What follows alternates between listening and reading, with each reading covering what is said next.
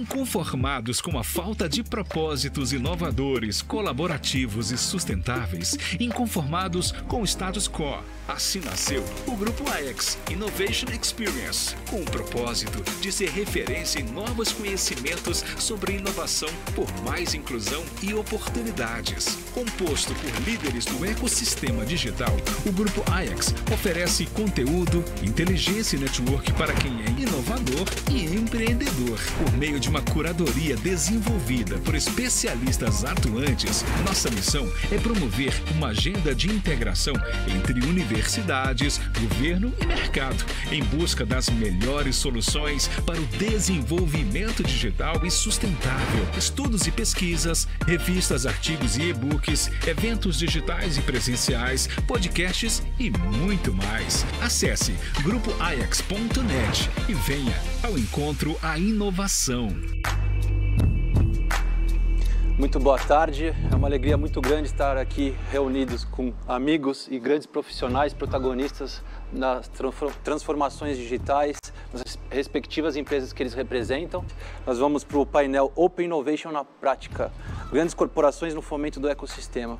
O que vai balizar muito a nossa conversa aqui com os amigos hoje é a questão da exponencialidade, de Salim Ismail, onde nós tínhamos um crescimento linear antigamente e com as novas tecnologias, ferramentas que têm surgido, impulsionando a sociedade para um crescimento cada vez mais ágil, atingindo um nível exponencial. A gente tem o surgimento da internet em 1969, num contexto bélico, foi se popularizar para a sociedade, para o indivíduo, para o usuário, 25 anos depois, em torno de 1995, e a partir de então a gente começa a ver um crescimento, uma evolução em escala, se tornando cada vez mais ágil. Isso transforma as corporações, as empresas, o indivíduo, a relação intersocial como um todo e demanda novos modelos de negócios, de gestão, de cultura. Então, hoje nós temos aqui um grupo bem qualificado, a MAG Seguros, que é uma empresa de 1835, perfeito, mais antiga que o Banco do Brasil, descobri recentemente. Então, como essa empresa vem se transformando para se manter perene até os dias atuais, Fantástico, sem dúvida, o Nuno vai poder compartilhar muita coisa bacana com a gente. O Denis representa aí uma aceleradora que está fomentando o ecossistema de startups e com certeza veio da economia tradicional, então eu queria também conhecer um pouco mais aí da sua experiência. Temos o Paulo da Samsung. Quanto tempo, Paulo, de vida a Samsung? 1938 aí. No Brasil desde 1998. Em breve mais uma centenária em termos globais, E temos o Guido com a Ambev. A Ambev, Guido, 1999, correto? Fusão, Fusão. Mas vende bem antes. Você tem esse dado? Mais de 100 anos fácil. Mais de 100 anos, tá? Que bacana. Então, esse contexto de cada uma delas vai nortear essa primeira pergunta e aí vocês se apresentam e falam da atuação respectiva de cada um de vocês também, Como manter uma organização de longa data, que foi criada num contexto linear, relevante, num mundo em transformação exponencial? Como que vocês fizeram a autarquia compreender essas mudanças? Como vocês estão implementando esse trabalho transformacional e também de interação com o ecossistema de uma forma sólida? Então, começar com o Nuno aqui, pode se apresentar também, depois a gente vai seguindo com os amigos. Bom, Nuno David, pelo sotaque vocês já perceberam que eu sou finlandês e vim da Finlândia há 20 anos, estou aqui no Brasil já há bastante tempo e para todos os efeitos considero-me brasileiro, tanto quanto português. E é um prazer estar aqui hoje, muito obrigado pelo convite. A MAG Seguros, originariamente Mongeral e depois Mongeral Aegon, é uma empresa quase bicentenária, é uma coisa muito única. E não apenas no Brasil, no mundo é uma coisa muito única. E como vocês podem imaginar, uma empresa tão longeva, ela não passa por um período tão longo de tempo de uma forma incólume, não é? Então ela, na sua história, a gente tem um livro muito bonito que conta a história da empresa, ela quase quebrou umas 3 vezes. Tá. E das 3 vezes, o que salvou a empresa foi a inovação. Então eu vou-vos dizer que, de uma maneira um pouquinho difícil de explicar, eu acho que a inovação ela está no DNA desta empresa desde 1835. Porque sempre ela teve um papel crucial em algum momento da história da empresa para permitir que ela conseguisse seguir em frente ou passar por um momento novo como aquele que nós estamos a viver agora. A empresa era uma empresa de média expressão no Brasil até há cerca de 15 anos atrás. Desde há cerca desse tempo, ela começou a crescer de uma forma muito significativa e nós não tivemos que convencer ninguém, porque nós tivemos a sorte de que na liderança da empresa nós temos uma pessoa com formação em engenharia, mas que sempre se apaixonou pela inovação. Então nós tivemos essa enorme facilidade. O maior promotor de um mindset de inovação dentro da empresa é o nosso presidente, e que representa também as duas famílias que têm 50% da empresa aqui no Brasil. Então isso facilitou muito porque tens um grande padrinho, não é? Mas falando do Salim Ismail, nós convidámos ele para vir ao Brasil e ele palestrou para as 100 lideranças da empresa há cerca de 7 anos atrás, 6 anos atrás. E eu lembro que nós terminámos aquela sessão, que foi ali no Hyatt, aqui em São Paulo, e a cara dos colegas era uma cara de perplexidade, não é? Atónitos com aquelas coisas que eles estavam a ouvir. Mas tu tiveste que fazer este processo de abordagens sucessivas, porque uma pessoa não muda a empresa, pode ser o presidente, mas ele não muda a empresa. Então tu tiveste que fazer este processo de abordagens sucessivas para que as pessoas começassem a ficar instigadas, provocadas e começassem a participar nessa mudança na empresa. Aí tu tens que fornecer instrumentos à equipe, não é? Então nós fizemos há cerca de 4 anos, iniciámos uma parceria com a PUC, lá no Rio.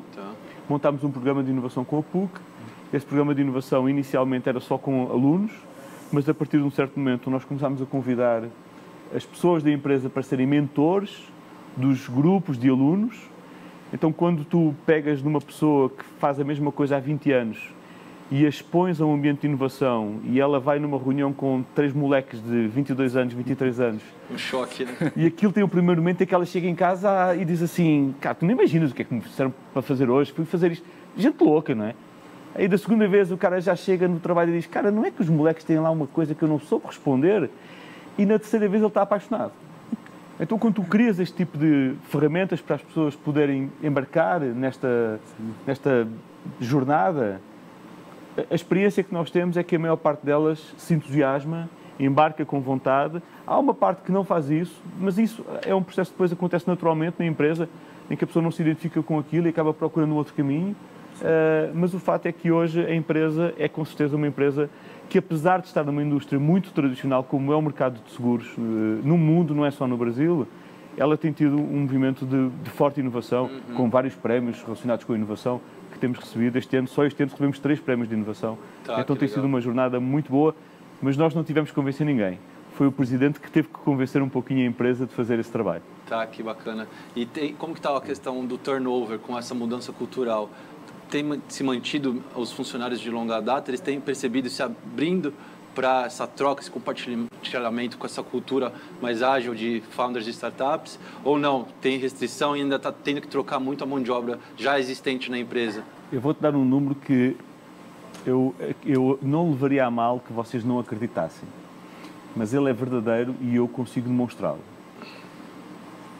Das 100 lideranças da empresa, nós não tivemos nenhuma saída nos últimos 10 anos por iniciativa própria. Das 100 lideranças, entre diretores estatutários, diretores executivos, superintendentes, gerentes com equipe, nós não tivemos nenhuma saída voluntária da empresa nos últimos 10 anos. Então, há uma grande identificação com a empresa, até porque o que nós fazemos, ele gera uma oportunidade muito grande de propósito, que é proteger a rigidez de famílias ou de pessoas que ficam expostas a situações de muita contrariedade na vida, como perder um ente querido ou entrar numa situação de invalidez temporária ou permanente. Então isso gera uma enorme identificação com a empresa, e como a empresa tem realmente investido muito em criar um ambiente propício à inovação, isso tem sido um ganha-ganha para toda a gente, e temos este número incrível de que... Desculpa, eu estou-te a dizer, eu sabia que eu ia dizer um disparate, eu disse. Nós perdemos uma liderança, então nós temos uma pessoa que saiu da empresa por iniciativa própria, mas eu acho que já ele volta. As portas se mantêm abertas, né? Com certeza. Denis, agora um pouco na sua ótica, que é diferente dos demais, né? Sim. Eu fiquei curioso de saber de onde você veio antes de entrar no ecossistema, quando que você foi contagiado pelo vírus da inovação e como está a sua atuação nesse momento agora. Você é um mentor, você também fomenta investimentos, então você deve lidar também, além das startups diretamente, com as grandes corporações. Então eu queria entender os desafios que você tem enfrentado também, fazendo esse meio de campo, né, de fomento. Boa, perfeito, Marcão. Então, começar me apresentando, meu nome é Denis Nakamura. Né, como o Marcos comentou, eu trabalhei 10 anos, mais ou menos, no mercado imobiliário e também na parte da infraestrutura, né? Pude ajudar aí o pessoal do CNPq no Ciências Sem Fronteiras, na licitação dos aeroportos também, não CNPq, né? Mas na licitação dos aeroportos.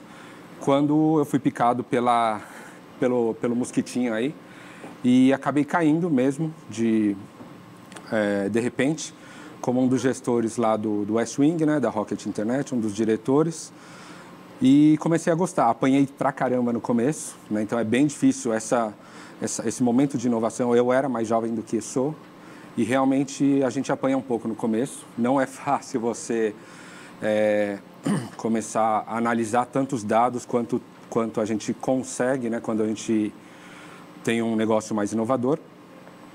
E aí acabei depois sendo um dos gestores também, um dos acionistas aí do iFood e pegando também algumas mentorias, né? O pessoal começou a me convidar para ser mentor aí de algumas grandes instituições, né? O pessoal da Poli, da USP, do Mackenzie, da Bluefields, que estava aqui logo cedo também, e o pessoal da Oracle, né? Quando eu pude participar da cofundação da Help, né? A aceleradora, que acho que é a parte mais importante aqui do nosso bate-papo aqui comigo, né? Então, além disso, dou mentoria, sou sócio também de algumas outras startups no Brasil e algumas fora. Mas falando mais especificamente da Help, que é bem mais interessante aqui para o nosso papo, a gente criou um hub de inovação lá para o nosso segmento da alimentação, tá? De food tech. Então, a gente tem diversas parcerias. E no nosso bate-papo de hoje aqui é muito interessante porque a gente realmente está não liderando, talvez, mas ajudando a organizar esse sistema, talvez não ecossistema, mas o sistema, entre todos os nossos parceiros, que tem diversas startups, obviamente, e tem diversas empresas tradicionais. Né? Tem grandes redes de restaurantes aí, a Boalha é um grande parceiro nosso, que está mais à frente conosco. Tem algumas outras instituições, Mackenzie, Starts e tudo mais. Mas o que a gente está fazendo? A gente está justamente mostrando, pegando as startups e mostrando para os grandes como que funciona, qual é o funcionamento de uma startup, né? A agilidade, o modo de pensar, a cultura dela. E juntando toda essa galera aí para a gente criar realmente novos produtos, né? Tanto na parte food tech de carnes vegetais ou até novos produtos, né? Produtos, alimentos do futuro, que a gente chama, e novas embalagens, até novos produtos digitais. Então, com isso, a gente quer não só mostrar e ajudar a criar alguns produtos / serviços co-inovar junto com essas grandes empresas, mas também do lado das startups, a gente trazer um pouco do que essas grandes empresas têm, que é mercado. Então, trazer o mercado para as startups realmente terem produtos e serviços com maior fit e realmente expandir mais rápido. Então, esse é um intuito, é um trabalho bem interessante que a gente está fazendo. Não sei se a gente pode falar que é tão de dentro para fora ou de fora para dentro, mas é um certo tipo de open innovation com toda essa galera de parceria aí, né? Então, acho que esse é o jeitão aí que está acontecendo e a gente está bem animado com isso. E o envolvimento com o setor de saúde, inovação, esse segmento que teve um delay um pouco maior do que os demais por conta da regulação, trata com vidas, né? Então Sim. É normal que isso aconteça. É um envolvimento seu como pessoa física, como investidor. Isso. Sim, eu tenho algumas startups na área da saúde e ajudo algumas instituições, né? Então, alguns grandes players aí, acho que melhor não falar nomes, né? Tá, fantástico. Mas, não, realmente na saúde teve um delay um pouco maior, assim como na parte do direito também, nas law techs também, que já devem explodir logo mais. Mas na parte da saúde, realmente, as grandes instituições compraram a ideia nos últimos poucos anos e agora a gente tem visto um espalhamento muito maior, não só concentrado Rio-São Paulo, no eixo Rio-São Paulo, mas tem muita coisa bacana aparecendo mais para o sul do país, para o Nordeste também. Então, é muito interessante realmente o que a gente está fazendo. E algumas prefeituras e governos também já têm começado a pedir ajuda para a gente criar, fomentar mais essa inovação, nesse caso, na saúde, né? Tá, bacana. Bem bacana. Legal. Paulo, como que a Samsung tem atuado para se manter relevante, então, nesse novo contexto? Você também está submetido à matriz ou o Brasil também, a operação, tem liberdade para desenvolver e inovar, também auxilia a matriz com as inovações daqui? Queria entender um pouco esse contexto no universo Samsung, né? Legal, Marcão. Obrigado pela conversa, obrigado até pelo convite. Uma honra. Apresentar aqui o case da Samsung. Acho que eu estou na Samsung há 12 anos já, entrei moleque como técnico, né, e consegui estar lá até hoje. E nesses 12 anos deu para acompanhar a inovação aberta que a Samsung tem atuando no Brasil e de uma forma bem autônoma, inclusive, com relação à matriz na Coreia. Então, a gente tem autonomia dos investimentos que a gente vem fazendo no Brasil hoje em inovação. Pensando em inovação aberta, o nosso guarda-chuva ele é muito maior do que simplesmente a relação entre a Samsung e o mercado de startups. Na verdade, ele começou muito antes na relação com o ecossistema, principalmente de institutos de ciência e tecnologia que a gente tem disponível no Brasil. E são vários bons institutos de ciência e tecnologia que a gente tem pelo Brasil. E depois ele passou para uma relação com a academia, com as universidades. Então, eu consegui pegar desde esse comecinho no Brasil. E o que nós fazemos, né? Nós investimos em projetos locais que, de alguma forma, venham trazer benefício localmente, para o consumidor local da Samsung. Acho que o Brasil é um dos maiores mercados da Samsung no mundo. É um mercado onde a gente consegue ser líder de mercado em vários segmentos de atuação, principalmente de mobile, que é o mais conhecido, mas em vários outros segmentos de atuação a gente é líder de mercado. E para conseguir se manter nessa liderança, o investimento de inovação é essencial. E principalmente inovação voltada àqueles consumidores locais. Então a gente tem um centro de pesquisa e desenvolvimento hoje que fica localizado em Campinas e um outro localizado em Manaus, aonde nós conseguimos ali estar muito mais próximo do mercado e desenvolver soluções que possam rapidamente trazer benefícios para esses usuários. Falando em inovação aberta, quando a Samsung resolve trazer um centro de P&D para o Brasil, ela cria esse departamento de inovação aberta, assim como o que nós temos no Brasil são 38 outros centros de P&D espalhados pelo mundo. Então, além da matriz, fora da Coreia, são 38 centros de pesquisa e desenvolvimento. Ela traz também a cultura de inovação aberta. Então, a gente precisa ter relacionamento com as melhores universidades do Brasil. Então, aí a gente começou comigo, mais uma equipe, um trabalho de mapear quais são essas universidades brasileiras, entender o que a universidade produz, entender quais são as áreas de atuação, principalmente focada nas áreas de tecnologia e de engenharia, e de que forma que a universidade conseguiria ali trazer uma complementaridade ao trabalho que já é feito dentro dos centros de P&D da própria Samsung. Uma vez entendendo e mapeando todo esse ecossistema, nós começamos então ali a direcionar projetos, a chamar professores de uma forma muito pioneira, até mesmo antes de começar a trabalhar com startups, nós entendemos o mercado, entendemos o cenário, entendemos as pesquisas, fizemos um sistema onde hoje é possível qualquer executivo da Samsung falar, cara, eu quero trabalhar com machine learning, quem que é o professor que mais tem trabalhado com machine learning no Brasil. Eu vou nesse sistema, eu consigo saber qual é a universidade, qual é o professor, quais são as publicações, quantas citações tem essas publicações e trago para ele os trabalhos. A partir daí, a gente vai até a universidade, faz uma entrevista com os professores, monta um workshop e cada professor faz ali um pitch apresentando a sua área de pesquisa, para que uma banca de executivos de pesquisa e desenvolvimento da Samsung fale, cara, é esse o profissional que a gente precisa trabalhar dentro da universidade. Então, quando nós temos uma demanda de projetos de inovação aberta que a necessidade é de curto prazo e 100% da propriedade intelectual ela fica com a Samsung, eu contrato institutos de ciência e tecnologia, que vão desenvolver aquilo baseado num requisito muito bem formatado que a Samsung passa para esse instituto. Quando eu tenho uma demanda que é mais longo prazo, onde tem a necessidade de colocar projeto de pesquisa, essa demanda vai para as universidades.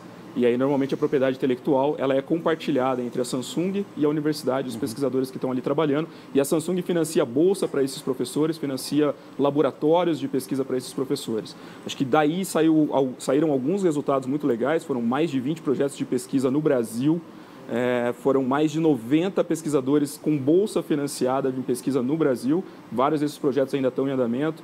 Fechamos projetos com a USP, com a Unicamp, com a Federal de Minas, a Federal do Rio Grande do Sul, a Federal do Rio de Janeiro, com a PUC do Rio de Janeiro, com a PUC do Rio Grande do Sul, com a Federal do Amazonas, Estadual do Amazonas, Federal de Pernambuco, a Federal do Ceará. Então, o nosso portfólio de projetos com universidades no Brasil ele é bem extenso. Em 2014, a Samsung falou, Paulo, tá legal, agora a gente precisa começar a trabalhar com startups. Eu falei, cara, mas que bicho é esse, né? Então, vamos lá. Meu primeiro grande erro trabalhando com startup foi querer fazer a mesma coisa que nós fizemos com universidades para startup. Vamos criar uma base de dados. Quando alguém me perguntar qual é a startup que está trabalhando em determinada área, eu vou nessa base, acesso ela e vou trazer a startup para o executivo. Né? Foi o meu primeiro grande erro, foi uma besteira tremenda. Atualizar semanalmente. Né? Fizemos uma carga inicial de 2.000 startups, quando a gente colocou lá, 6 meses depois, 30% já não valia de mais nada. Um ano depois já não tinha mais validade nenhuma. Enfim, foi o nosso primeiro grande erro. Eu falei, acho que não é dessa forma que nós vamos conseguir trabalhar com esse ecossistema. Não é um ecossistema que, assim como as universidades, eu posso ficar passivamente no meu local de trabalho, entendendo, porque normalmente uma base de estudos, uma base acadêmica, ela só cresce. E ela se mantém. E ela recebe novas citações, ela só cresce.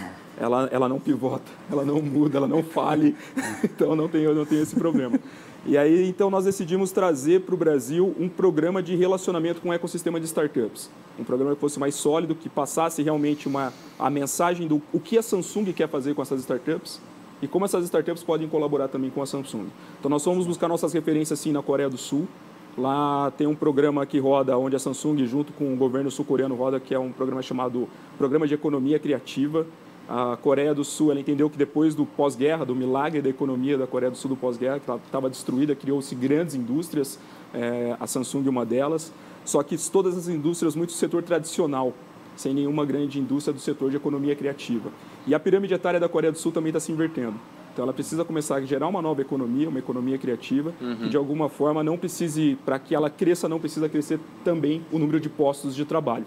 Então, ela criou um programa chamado Smart Korea, isso em 2014, muito similar com o que a gente começou a falar de startups aqui.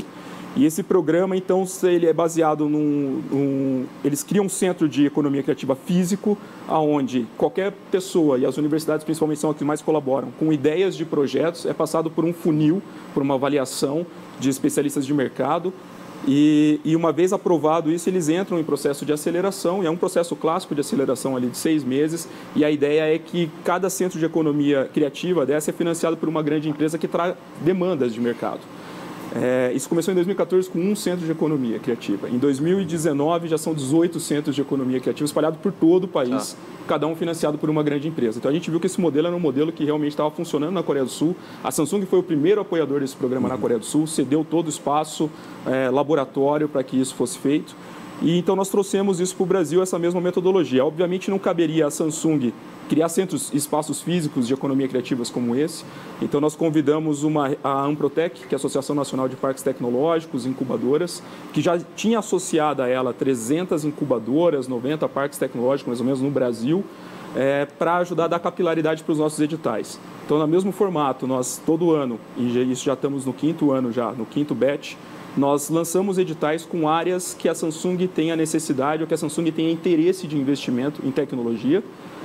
Através dessa rede de incubadoras, nós damos capilaridade para o nosso edital para ele se espalhar para o Brasil inteiro. Selecionamos os projetos.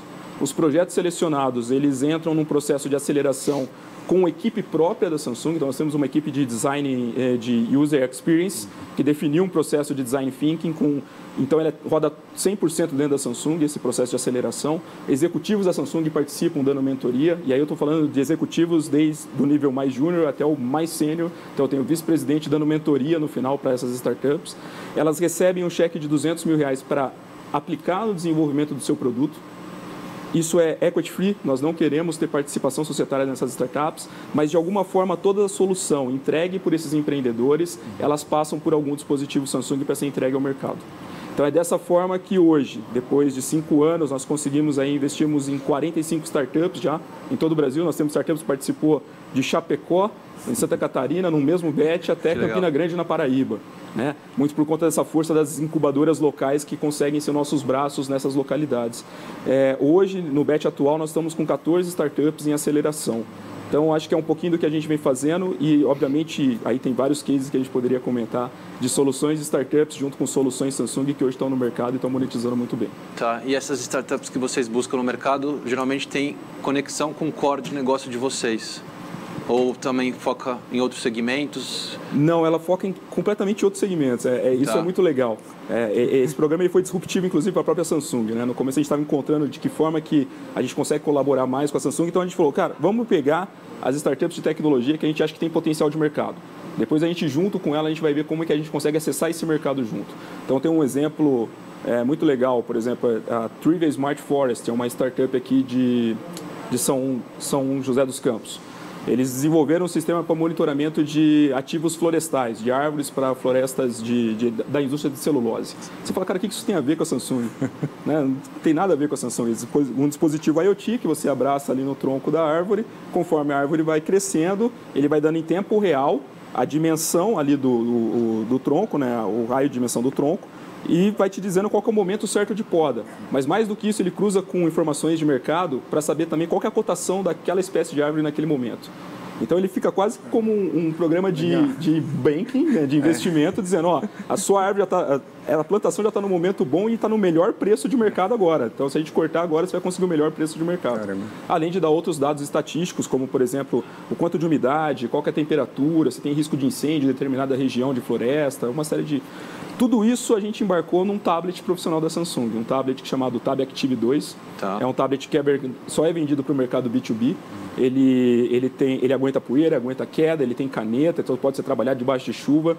Essa startup foi fazer o primeiro setup dela numa plantação e levou todo esse tablet embarcado e choveu muito aquele dia, para nossa sorte. E eles continuaram trabalhando. E aí os próprios gestores da floresta falaram, cara, mas que hardware é esse que vocês estão usando?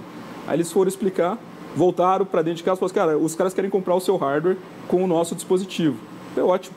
Então agora vocês vão para o mercado, embarcado nos nossos dispositivos e vocês vendem para o mercado. Então essa startup já mais do que triplicou o investimento que a gente fez nela, só em venda de hardware para o mercado que antes não era assistido. A gente não ia até o mercado agroflorestal para oferecer tablet. Tá. Até porque, eventualmente, não é só do tablet que ele precisa do tablet, mas ele precisa do sistema de monitoramento de floresta. É as duas coisas casadas. Então é dessa forma que a gente vem entregando o valor para o mercado, principalmente o mercado B2B. Tá, que bacana. Guido, Zetec, como que pronuncia? Como você quiser, Zetec, estamos no Brasil, né? Zetec, fantástico. Eu não conhecia e fiquei encantado quando soube do projeto. Se posiciona como uma empresa de tecnologia e um hub de plataformas e investimentos de inovação, né? Conta um pouco mais disso, mas eu fiquei surpreendido quando vocês, inclusive, passaram a fazer parte da BO2O, que eu lidero lá. A gente está com um ecossistema muito rico, envolvendo nativas digitais e as grandes que estão se transformando com esse DNA disruptivo, né? De dentro para fora, se abrindo para o mercado. E vocês chegaram com uma postura bem aberta também, assim como o grupo Mão Geral é a MAG. Então eu queria que você contasse um pouco de quando foi criada e como você está suportando as diversas áreas do grupo AB InBev, né? É bem recente, tá? A gente começou isso no início do ano passado, foram entre janeiro e março muito estudo. A Ambev, a AB InBev já via se abrindo em muitas outras áreas e eu acho que nesse processo de abertura e muito olhando o que é o mundo hoje, né? Colaboração virou a palavra de tudo, ecossistema faz sentido, plataforma, você tem que estar inserido em tudo. E a hora que a Ambev olha para essa estrutura enorme que ela tem, né, de vendas, distribuição comercial, fica também muito claro que isso poderia, com as tecnologias que você tem hoje, com áreas que você tem hoje, coisas que você pode fazer, você pode usar toda essa estrutura de forma muito diferente do que é usado simplesmente no business tradicional dela, né? De produzir cervejas, vender, entregar, voltar. Então esse grupo foi criado com uma ideia de, bom, vamos pescar como é que a gente olha para essas estruturas e entrega soluções diferentes usando o que já existe ali. No início do ano passado, então a gente pesquisou muito, olhou muito o que podia fazer, tanto dentro de casa, também no mercado brasileiro. Rodamos várias pesquisas aqui para entender as dores dos nossos pontos de venda, né, do ponto de venda da Ambev. Porque a gente tinha muita solução dentro de casa, para o meu industrial, para o meu comercial, ou do lado do trade marketing, né, das marcas dentro do ponto de venda. Mas pensando na cadeia, pensando na cadeia, mas para o empresário do food service, lá do bar e restaurante, não. E hoje em dia também não dá para você ser responsável só pela sua operação e não ajudar quem faz parte dessa cadeia, mesmo que não como cliente, né? Então a Zitec nasce para entregar soluções para esse pequeno e médio varejista, começamos obviamente na base da Ambev, talvez soluções que ou ele não conheceria, ou não teria acesso, ou seria muito caro, ou nem sabe que existe mesmo. Definimos nossa tese em cima disso, a gente definiu nosso propósito em cima disso, então o propósito da Zitec, a gente diz que é catalisar o crescimento do pequeno e médio varejista no Brasil através de tecnologia.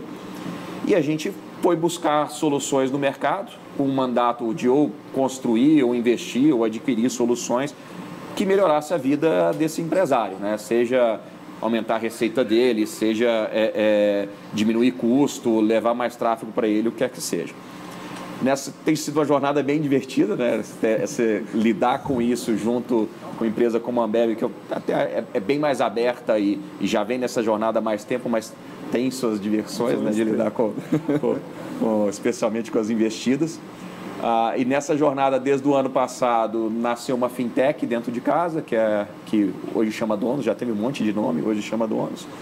Essa nasceu full dentro de casa. A gente, em julho do ano passado, fez um investimento na Menu.com, que é um marketplace B2B. Então, ela entrega soluções de compras, né, para pequenos varejistas e conectando várias indústrias e vários distribuidores no caminho também. E ao longo desse ano, quando começou todos esses problemas que a gente estava vivendo, a gente antecipou alguns investimentos, talvez a gente fizesse no ano que vem. A gente fez um investimento da Guerin, que é um aplicativo para você fazer reservas, entrar em filas, cardápios digitais para os pontos de venda, basicamente para ajudar eles a voltar com o tráfego, né, à medida que for possível, né, nas diferentes cidades, para ajudar os restaurantes a gerar tráfego de novo, um pouquinho de higiene também, né, para você não ter que abrir o cardápio. E acabamos cerca de 45, 60 dias fazer um investimento na Lemon, que é um marketplace de energia renovável. Que tem sim o lado da energia renovável, mas para o lado do ponto de venda eles conseguem levar uma economia, sei lá, de 10% a 15%, dependendo do estado, para o ponto de venda. Isso para o universo que a gente atende é bem relevante. Então, no final, esse quebra-cabeça de soluções que a gente está buscando. Algumas fazem sentido nascer dentro de casa, outras, o mercado hoje o Brasil, eu fiquei muito tempo fora do Brasil, quando eu voltei me surpreendeu de encontrar coisa como o Denis estava falando de Floripa, Recife, BH. Os polos de inovação locais ali, muita coisa muito legal surgindo, soluções às vezes óbvias, né? Que você pega o Guerin, um open table e tudo, ainda não tinha aqui, a turma lá foi muito agressiva e muito legal o que eles construíram, mas outras como o Lemon, que a gente não imaginava que encontrar algo já assim no Brasil. Então, eu acho que tem muita coisa ainda para construir, tem muita coisa soluções para levar. Eu acho que esse grupo criado, a Zitec, que a gente separou da Ambev para poder buscar essas soluções, cuidar delas, ajudar elas a se plugar na Ambev onde elas quiserem, né? Então, para a Lemon, ela se plugar no sistema de distribuição da Ambev e ter o referral de Ambev é incrível. A conversão dela multiplica por 5, 6 só de ter essa relação. A Guerin, a Ambev tem uma área específica que atende a bares e restaurantes em áreas nobres. Então, ela cresceu 10 vezes em 45 dias. Então, ela tinha 300 pontos de venda durante 3 anos de lá, a turma batalhando e correndo atrás. Em 45 dias, foram para mais disso, né? Foram para 7 mil. Então, é um pouquinho desse papel, encontrar soluções que para esse ambiente de pequenas e médias empresas de food, por enquanto food service no Brasil, como é que eu exploro o máximo possível do lado de Ambev, como é que eu entrego essas soluções para eles, porque eles se acelerem mais. e que mais pontos de venda no Brasil tenham acesso a essas soluções rápido, né? Ainda mais nesse momento, né? Acho que é mais relevante ainda. Eu achei muito interessante o que você colocou, que se surpreendeu com os polos de inovação locais que nós temos, né? O Brasil é um país com dimensão continental, temos gargalos de todos os tipos em cada região, dores diversas para serem solucionadas e oportunidades diversas, né? Então, até um cuidado que a gente costuma ter muito na associação é ficar um pouco fora do eixo Rio-São Paulo, né? Obviamente que as maiores associadas estão em São Paulo, mas somos uma associação brasileira, não uma associação paulista, né? Então, até um dos legados que a pandemia está deixando é essa maior conectividade por meios digitais. Então, hoje a gente tem líderes de comitê do Sul, do Rio de Janeiro, de Minas Gerais. Então, gerou uma participação e engajamento em nível nacional muito bacana. Então, acho que são pontos positivos, né? Nessa próxima fase aqui do nosso bate-papo, queria falar um pouco de cultura organizacional, né? Sabemos que inovação aberta e transformação digital não é só colocar um post-it na sala, puffs coloridos, é algo com propósito, com mudança de mindset, com toda uma reestruturação cultural nas empresas, né? Então, eu queria saber de vocês como que foi esse processo internamente, se foi algo que veio da top-down ou down-to-top, e se vocês tiveram que convencer alguém, ou se no início surgiu como uma área que era cool, não colocavam muita fé, depois começaram a ver resultados. Porque, assim, a gente sabe que a cultura tradicional inovava para obter patentes, posses, deixava isso guardado a 7 chaves para lançar e ficar rico com isso, né? Sempre visando o lucro ou diminuir custos e buscando mais eficiência. Não era esse que a gente fala de inovação aberta, modelo plataforma, vai plugando vários parceiros, vários stakeholders. E também a gente tinha uma cultura do ensino, que eu vejo que é um trabalho que tem que ser feito árduo, que é não deixarmos de punir o erro. Erre rápido, aprenda com o erro e pivote, evolui, redirecione, né? Então, esses aspectos eu acho que é muito legal para a gente entender como vocês lidaram com esses temas dentro das organizações que vocês representam, né? Eu acho que o que tu acabaste agora de falar sobre o erro foi provavelmente o maior desafio que nós tivemos. Porque, como tive a oportunidade já de partilhar com todos, nós tivemos a facilidade que temos um presidente que foi o primeiro promotor de uma mudança para o digital, para a inovação, enfim. Então isso facilitou muito. Mas tu lidas como uma organização. Nós somos 1.200 funcionários, não somos tantos como na Embev e na Samsung, mas somos 1.200 funcionários. E essa cultura não é nem de aceitar o erro, às vezes é de procurar o erro, não é? É de fazer as coisas ao ponto de tu naturalmente encontraste com o erro e ires em frente. O ano passado, todos os anos nós temos uma viagem de inovação exploratória, não é? Então nós ficamos lá em algumas pessoas da empresa, éramos 22 o ano passado e fomos no RISE, em Hong Kong. Já tínhamos ido no Web Summit, em casa é sempre mais fácil, não é? Mas fomos no RISE em Hong Kong e ficou óbvio como nos últimos anos a empresa conseguiu dar passos muito significativos, não é? Porque não estamos naquele nível em que realmente o erro é a vírgula e que tu tropeças e continuas, mas já estamos completamente noutro estágio que não estávamos há uns anos atrás, não é? Em que era preciso encontrar um culpado, não é? O culpado hoje é alguém que participou de um processo, contribuiu para um futuro acerto. E é essa cultura que está a ser criada na empresa. Há uma dificuldade muito grande quando tu tens uma empresa como a nossa, em que há lá uma coisa que se chama Superintendência de Gestão de Inovação. E essa Superintendência de Gestão de Inovação tem 2 pessoas. E a responsável dessa área, que é absolutamente sensacional, o ano passado chegou na hora do orçamento e disse assim: não, eu queria contratar mais 7 pessoas. E eu sentei-me com ela e disse: não é a maneira como nós vamos fazer isso aqui.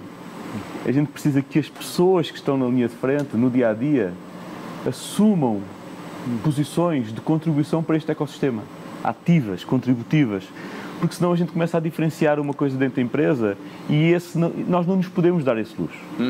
Nós, apesar de fazermos parte de um grande grupo multinacional, que é a Aegon, que tem sede na Holanda, está presente em 22 países, é uma das 10 maiores seguradoras de vida e previdência do mundo, nós no Brasil somos uma joint venture, eles ajudam-nos imenso, tá? A Aegon ajuda-nos imenso, mas no final nós temos que resolver a nossa vida.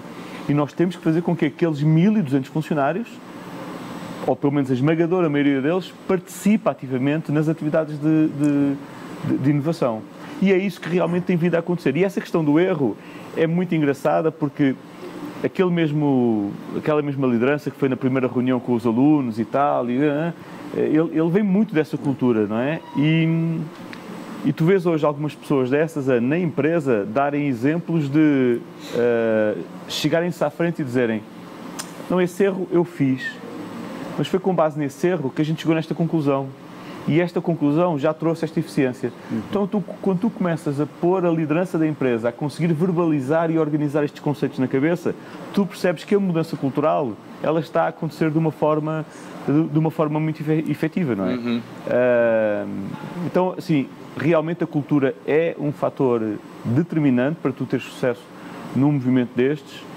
Nós continuamos a ter alguns momentos em que nós lutamos com isso, até porque quando tu traz as pessoas de linha para o dia-a-dia da inovação, esse cara, ele acaba vivendo uma coisa meio difícil, não é? Porque ele tem uma parte da vida dele que é a meta, o objetivo, a entrega, aquilo é muito concreto, aquilo está no dashboard dele todo o dia quando ele liga a máquina de manhã, e depois tem aquela outra parte, não é? E o que eu lhes digo é que uma mãe ou um pai com filhos tem uma vida muito semelhante, tá? Porque ele tem que trabalhar, ele tem que cuidar da casa, ele tem que ir às compras, ele tem que tratar dos filhos. Bom paralelo. E não é por causa disso que ele vai tratar pior dos filhos, ou que ele vai limpar pior a casa, ou vai comprar comida pior. Então é preciso estabelecer um equilíbrio no dia-a-dia, e essa é a arte que cada um entrega ao seu dia-a-dia. Acho que o ponto que você falou é achar o equilíbrio, né? Não tem como abandonar o lucro, que garante subsistência e ampliação de novos mercados para a empresa, mas também não dá para inovar fazendo 100% filantropia, né? Então tem que achar o meio do caminho. Sim.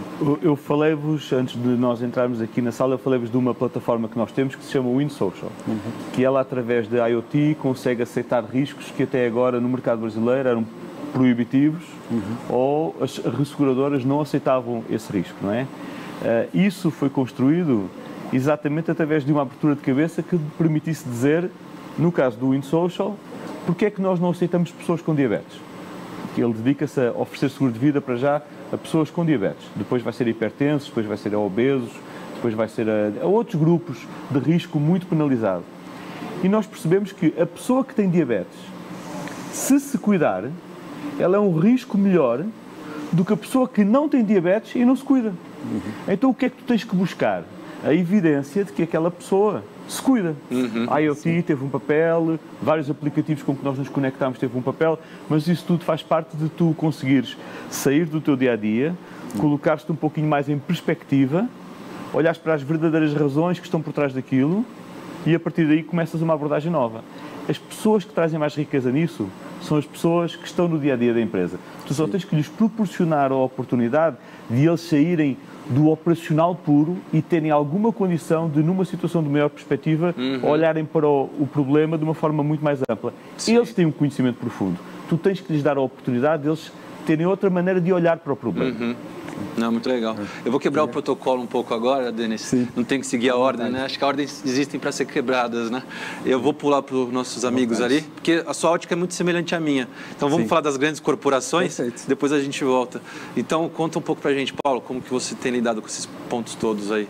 Eu tive muito mais facilidade, acho que porque tudo isso nasceu dentro de um centro de pesquisa e desenvolvimento, nasceu dentro de uma área de inovação para a Samsung no Brasil. Conhecido P&D ali, né? Exatamente, conhecido P&D, aonde errar faz parte da premissa, né? Então, quando a gente leva um projeto de pesquisa para uma universidade, geralmente nós levamos um questionamento. E a gente quer uma resposta para aquele questionamento. Nem sempre a resposta é exatamente aquela que eu esperava que viesse. Sim. Então, essa cultura ela já está muito enraizada no setor de inovação da Samsung. Mas é interessante ver como agora ela está realmente se ampliando para outros setores. Então, aquilo que nós fazíamos antes, que impactava, obviamente, a comunidade das startups, que eram atendidas por essas startups, que impactava a vida dos empreendedores, e que impactava o P&D, porque nós conseguimos, isso está impactando agora a sales. Pô, legal. Então, quer dizer que eu estou vendendo mais, como no exemplo anterior, para um mercado que a gente não vendia antes. Então, quer dizer, investir em inovação, ele traz novos mercados. Então, agora a gente começa, então, a conversar com o departamento de sales. Então, o que antes, assim, por exemplo, eu chegava para eles e falava, cara, preciso aqui que você dê mentoria, me atenda. Pô, tá muito corrido agora, e realmente está. Quando a pessoa começa a perceber o ganho que aquilo traz para o departamento dela, e a coisa é tão disruptiva, que ele começa a te atender e te olhar com um outro olhar. Sim. Quando o marketing começa a ver que boa parte dos projetos que você tem feito ou tem financiado impactam a vida de pessoas lá fora, ele fala, cara, isso aí é excelente, é um discurso, é uma amostra do que aquilo que a gente faz vai muito além de apenas hardware, a gente realmente tem impactado a vida de pessoas. Um exemplo recente disso, uma startup chamada Fofu, daqui de São Paulo, é uma startup são só seu marido e mulher, é a Trícia, junto com o Bruno. A Trícia nasceu com lábio leporino. E durante a infância dela, ela passou por aproximadamente 4 cirurgias. Então, ela teve muita dificuldade de conseguir treinar a fala. Então, encontrou o Bruno na faculdade, que era desenvolvedor de games, e resolveram desenvolver um jogo que pudesse, através de sistema de speech to text, text to speech, sintetizar a voz da criança e transformar essa voz em comando do player num game, para que a criança conseguisse treinar a fala através de jogos lúdicos, que eram muito melhores do que os jogos que os fonoaudiólogos passavam, que eram jogos tradicionais, que não engajavam a criança ao tratamento da fala. Sim. Isso serve tanto para quem teve lábio leporino, síndrome de Down, para quem tem autismo, isso ajuda essas crianças. A Samsung apostou nesse projeto. Obviamente tem o tablet, está super conectado com uma linha de produtos da Samsung. O desempenho da criança, ele consegue ser medido e entregue em dashboards para o fonoaudiólogo e para os pais, saber como que as crianças estão conseguindo desenvolver melhor a fala e realmente conseguir atingir as suas atividades. Agora, você concorda que isso passa uma imagem do quanto que a Samsung realmente, ela se preocupa não apenas com a venda de dispositivos, isso em termos de dispositivo, quanto é que essa startup vai vender a mais que vai impactar nos números e resultados da Samsung do que ela vende nacionalmente. Mas isso tem uma responsabilidade social muito grande. E isso está muito dentro do nosso DNA também. A gente fez uma campanha, acabamos de lançar uma campanha de marketing, batemos quase 5 milhões de views no YouTube, só contando a história da Trícia e do Bruno, da Fofu. Eu fui impactado por sinal também. Então, muito legal. É um projeto que a gente se orgulha muito, como esse da Trícia e do Bruno, tem vários. Então, você começa, a instituição começa a entender que é desde a área de sales, é a área de P&D, é a área de marketing, é a área de cidadania corporativa, todas elas são impactadas por um projeto de inovação como esse. E, principalmente, a sociedade. Né? Mas nem tudo são flores, né? Você falou que a inovação surgiu muito da área de P&D. P&D mensurava seu sucesso por patente antigamente, né? Na mensurava economia sucesso por patente. Foi natural essa transição ou foi sofrida? Só para... Legal, eu não peguei muito essa transição. Tá. Chegou na fase boa. Eu cheguei na fase boa. Eu realmente cheguei na fase boa, tá? Então, mas ela foi uma transição natural, pelo menos quando eu entrei e nós começamos os primeiros projetos com universidades no Brasil, por exemplo. A Samsung ainda não trabalhava tradicionalmente esse projeto com universidade, por quê? Porque a patente tinha que ser compartilhada. Como assim compartilhar a patente? Ou a patente é minha, exatamente. Não tem essa coisa de compartilhamento. Então teve uma, não vou dizer resistência, mas teve até uma certa quebra de paradigma e uma mudança de mindset que teve que ter, principalmente alguns executivos de pesquisa e desenvolvimento. Mas isso foi uma coisa que a partir do primeiro tem um choque, a partir do segundo você já começa a tornar aquilo mais fluido e quando você vê, você fala, cara, realmente não fazia sentido o modelo anterior. Sim. Esse modelo ele é muito melhor. Esse modelo onde o pesquisador, onde a startup, ela vai tocar o negócio dela, porque aquele é o negócio dela. Se eventualmente eu trouxer esse mesmo pesquisador, esse mesmo empreendedor para dentro de casa, colocar a carga de processo que obviamente qualquer empresa grande tem sobre as costas desse empreendedor ou desse pesquisador e falar inova, cara, ele vai virar o Paulo Quirino, né? Dificilmente ele vai conseguir gerar a inovação que ele está fazendo fora da empresa. Então, apoiar esse ecossistema foi uma coisa que no começo pareceu um pouco estranho, depois hoje é muito natural, hoje é muito fluido, isso acontece de uma maneira muito natural. Legal, Paulo. E Guido, como que foi esse processo de mutação cultural? Eu acho que a gente teve muito suporte, né? Eu acho que um negócio desse, como o Zitec, dentro de Ambev, não surge se não vier um alinhamento muito grande de CEO e tudo. Então, assim, tivemos um suporte muito grande. Eu acho que isso está impermeado na sociedade toda agora, está permeando tudo. Então, também é mais fácil conversar esse tipo de coisa lá dentro. E como o Paulo falou, a hora que começam a aparecer, sejam soluções, ou sejam impactos, ou sejam produtos mesmo diferentes que não nasceriam dentro de casa, fica mais fácil. Do lado que você perguntou da cultura, é um pouco da história do porquê que a Zitec nasce, né? Nascemos ali, eram 3 pessoas, um pouquinho para fazer essas traduções e poder conversar com essas pessoas no mercado, achar essas soluções, traduzir para a corporação as coisas que são da natureza dela, como falar, como colocar nos livros, né? E tudo assim por diante. E do outro lado a startup também. Então, quando a gente começou fez sentido escrever e traduzir algumas coisas de cultura Ambev, falar claramente do erro, falar claramente de exploração e que o erro que você aprende alguma coisa, estamos alinhados, não tem problema. Isso vem com uma necessidade de transparência e honestidade brutal, né? Não dá para você, eu errei, eu aprendi, mas eu não vou te contar esse pedacinho. E do outro lado também, para conseguir aproximar ou fazer investimento, ou construir alguma coisa que faça muito sentido, tem que ser assim para a startup também, né? Porque senão não gera a relação de confiança que precisa gerar para esse negócio ir para frente. E a hora que você começa a criar essas relações, você traz o founder para dentro, ele acaba ajudando também a transformar e a cimentar todo esse processo. E aí, na linha dos casos, a gente já teve algumas coisas bem interessantes provando que isso está funcionando. Como o Paulo disse, primeiro, a fintech hoje já sendo a área de vendas já usando vários dos produtos que ela já está desenvolvido de pagamentos, gateway, essas coisas, tudo trazendo para dentro das soluções da grande máquina Ambev mesmo. Então, já os valores começam a aparecer. Opa, esse negócio é bom, é legal. A equipe de trade marketing vendo o que a Guerin consegue fazer ali dentro e, bicho, pode ser um canal espetacular para eu conversar e levar as promoções que eu preciso. Então, começa a acontecer isso. E do outro lado, mesmo dentro de Zitec, esse tipo de cultura acontece em coisas fantásticas. A gente já teve dentro de casa uma solução de gestão, era um mini ERPzinho, um mini frente de caixa, para tudo online, para o pequeno cliente mesmo, para a base da pirâmide. A gente estava muito claro que existia a dor da gestão, estava muito claro que existia a dor do conhecimento. Esse é um setor que muitos desses empresários não escolheram empreender, né? Foi por necessidade, porque ele perdeu o emprego, porque ele achou isso no bairro. Fizemos, a turma chegamos a ter 12 pessoas trabalhando nisso, um pouquinho mais de um ano. Em janeiro desse ano, decisão deles, falou, cara, a solução é top, já estava em mais de, acho que em torno de 1.000 estabelecimentos, transaciona e tudo. Mas a grande verdade é que essa dor que o cara tem da gestão, essa base da pirâmide que a gente queria atender, ele resolve com um caderninho. Sim. Então, a solução em si foi muito legal, o código foi disponibilizado para as outras startups e para a Ambev, ele está sendo usado de outra forma, mas a decisão deles de fechar, o negócio chamava Bario na época, não existe mais, pegamos esse squad, foi para as outras empresas. Mas aí eu falei, agora eu acho que a gente já está começando a chegar num nível legal. O cara tem a maturidade e a liberdade de propor, fechar um negócio, talvez em alguns anos atrás a gente não conseguiria fazer. Eu estou ouvindo a voz do oráculo aqui, nosso tempo está acabando, infelizmente. Eu vou passar para o Denis. Denis, eu acho que a sua circunstância é muito parecida com a minha, né? Sim. Eles estão transformando as empresas que eles participam. Eu, num determinado momento, me senti um patinho feio dentro da organização que eu estava há alguns anos, gostava dos projetos, mas não me via mais inserido na cultura. Como que foi com você? E aí a gente vai encerrar na sequência.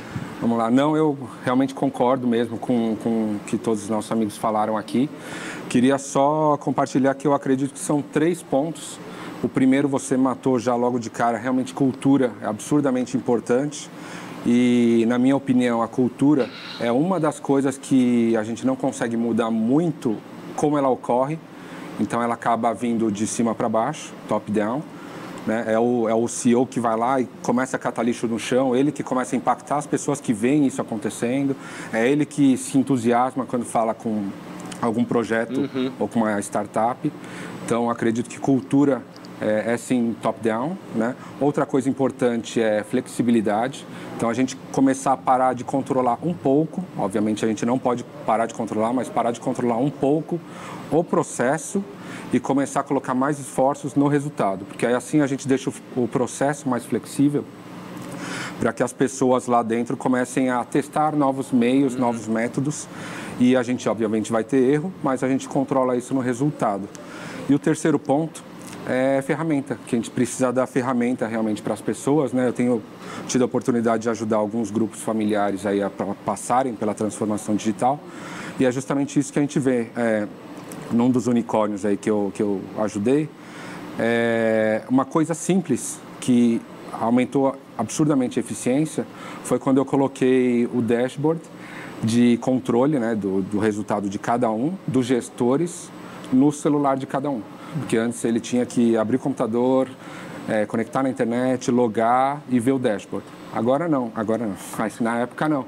A gente colocou no celular, ele podia, se quisesse, acordar, olhar. E isso, só de colocar o dashboard lá, já aumentou muito a nossa eficiência. Então, só queria levantar esses 3 pontos mesmo, que eu acho que é realmente importante. Sim, fantástico. Queria agradecer imensamente a disponibilidade de vocês, essa oportunidade de a gente trocar, colaborar e convidá-los para estarem com a gente. A gente tem uma agenda anual de conteúdo e relacionamento, fomentando justamente essa troca de uma maneira autêntica. Vamos estar juntos, longe de esgotar o tema. Acho que esse é um conteúdo, conhecimento que se transforma diariamente. Então, sem dúvida, teremos muitas oportunidades para estarmos conversando em mais um momento. E esse painel faz parte do primeiro dia do Innovation Experience Conference. Teremos mais uma jornada aí de 2 dias, somando praticamente 24 horas de conteúdo. Acompanhe nossas redes, os canais inovativos, que vai ter muito conhecimento para a gente somar e colaborar. Muito obrigado, até uma próxima.